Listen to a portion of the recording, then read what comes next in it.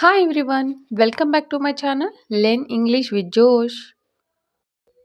Today we will learn about daily use English sentences. I hope these sentences are very helpful for you to speak in English.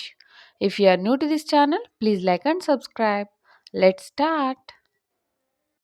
మరీ త్వరపడకు ఇది చాలా ముఖ్యమైన నిర్ణయము. మరీ త్వరపడకు ఇది చాలా ముఖ్యమైన నిర్ణయము. ఇంగ్లీష్‌లో ఈ విధంగా చెప్పాలి. Don't be too hasty. This is a very important decision. Don't be too hasty. This is a very important decision. త్వరపడడాన్ని హ్యాస్టీ అని అంటాం. See the next one. ఇంటికి ఆలస్యంగా రావద్దు. ఇంటికి ఆలస్యంగా రావద్దు అని చెప్పే సందర్భాలలో don't be late to home. Don't be late to home. See the next one. Class నుండి పారిపోవద్దు. క్లాస్ నుండి పారిపోవద్దు. Don't abscond from the class. Don't abscond from the class. Abscond అంటే పారిపోవడం. పారిపోవద్దు. Don't abscond. ఈ విధంగా సెంటెన్సెస్ని ఫ్రేమ్ చేయవచ్చు. See the next one. దీనిని మార్చవద్దు. దీన్ని మార్చొద్దు అని చెప్పే సందర్భాలలో don't alter it. Don't alter it. నన్ను విసిగించొద్దు. నన్ను విసిగించొద్దు.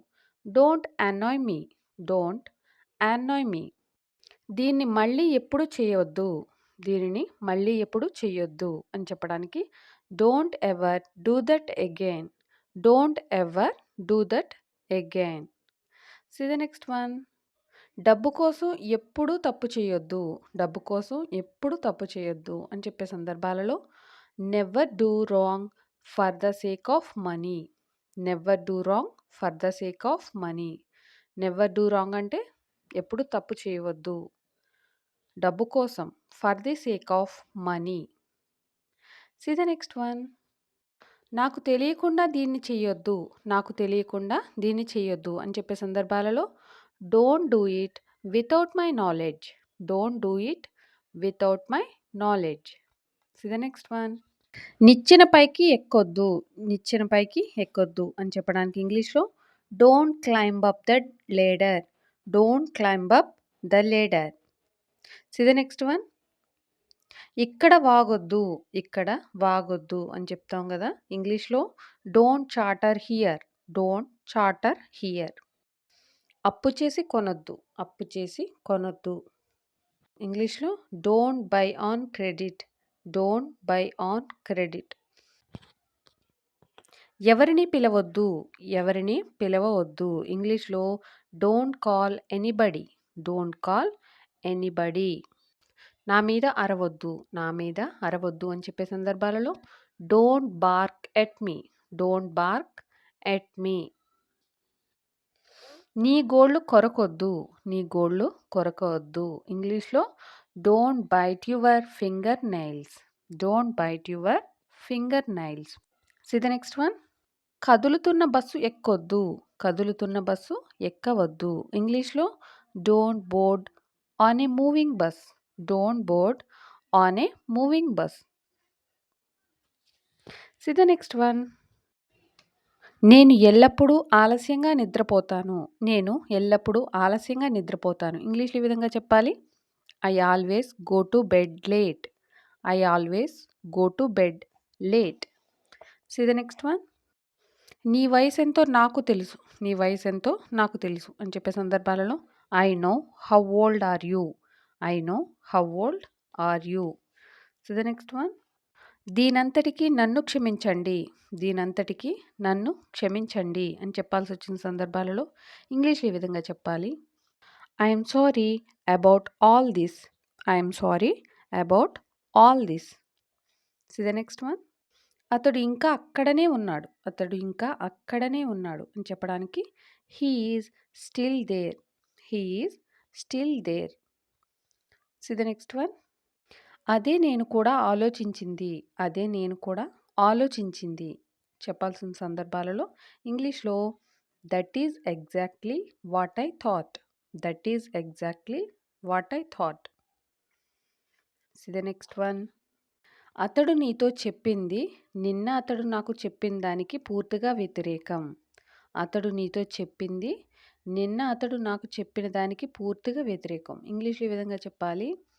What he said to you is exactly the reverse of what he told me yesterday. What he said to you is exactly the reverse of what he told me yesterday. See the next one. అతడు driver గాని, ఇంకేదో గాని అయి ఉంటాడు. అతడు driver గాని, ఇంకేదో గాని అయి ఉంటాడు. ఇంగ్లీష్‌లో he is a driver or something.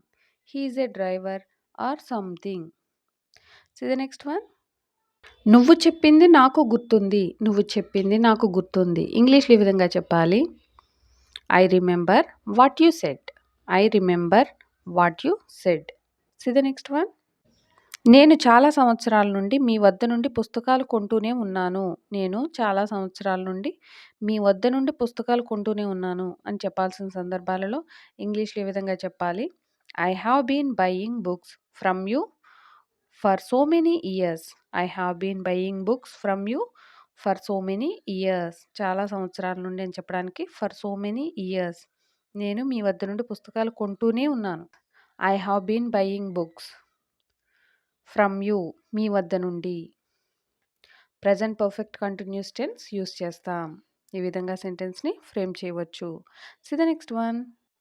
మా కంపెనీ 2017 నుండి భారీ నష్టాలను ఎదుర్కొంటూనే ఉన్నది. మా కంపెనీ 2017 నుండి భారీ నష్టాలను ఎదుర్కొంటూనే ఉన్నది. ఇంగ్లీష్‌లో ఈ విధంగా చెప్పాలి. Our company has been facing huge losses since 2017. Our company has been facing huge losses since 2017. ఇది కూడా present perfect continuous tense use చేస్తాం. See the next one. నేను పుకార్లు వింటూనే ఉన్నాను. నేను పుకార్లు వింటూనే ఉన్నాను. ఇంగ్లీష్‌లో ఈ విధంగా చెప్పాలి. I have been hearing rumours. I have been hearing rumours. See the next one. ఒక వారం నుండి ఇంటి కోసం నేను వెతుకుతూ ఉన్నాను. ఒక వారం నుండి ఇంటి కోసం నేను వెతుకుతూ ఉన్నాను. ఇంగ్లీష్‌లో ఈ విధంగా చెప్పాలి. I have been looking for a house for a week. I have been looking for a house అంటే నేను ఇంటి కోసం వెతుకుతూనే ఉన్నాను. ఒక వారం నుండి for a week. See the next one. నేను గత 3 నెలల నుండి మీ వాయిదాలు చెల్లిస్తూ ఉన్నాను. గత 3 నెలల నుండి నేను మీ వాయిదాలు చెల్లిస్తూ ఉన్నాను. ఇంగ్లీష్‌లో I have been paying your instalments for the last 3 months. I have been paying your instalments for the last 3 months. నేను ఆ పుస్తకం కోసం వారాల నుండి వెతుకుతూ ఉన్నాను. నేను ఆ పుస్తకం కోసం వారాల నుండి వెతుకుతూ ఉన్నాను. ఇంగ్లీష్‌లో I have been searching for that book for weeks. I have been searching for that book for weeks.